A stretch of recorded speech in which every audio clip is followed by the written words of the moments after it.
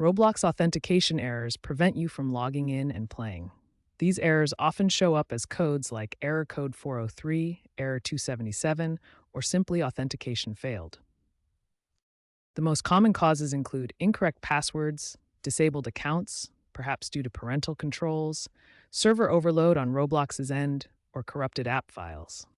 Luckily, according to Roblox's internal metrics from September 2025, around 85% of these errors can be resolved on your end. For a quick 100% fix that has a high likelihood of success, first, restart your device. Then, check Roblox's status on Down Detector or their official Twitter to see if there are server issues. Try logging in using incognito mode in your browser to bypass any cached data causing problems.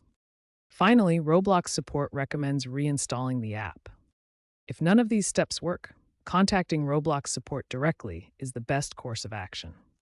For advanced troubleshooting and prevention of Roblox authentication errors, start with ensuring a stable internet connection of at least 5 Mbps to avoid network-related issues.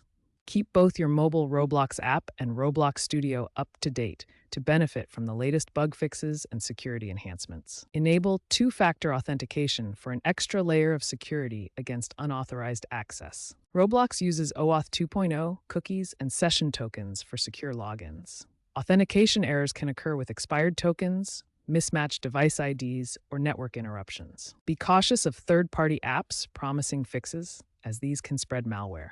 Always use official APIs when integrating with other tools. AI is increasingly being used to detect suspicious login attempts, helping prevent unauthorized access. By 2027, blockchain-based decentralized identity systems could eliminate many authentication errors through self-sovereign credentials.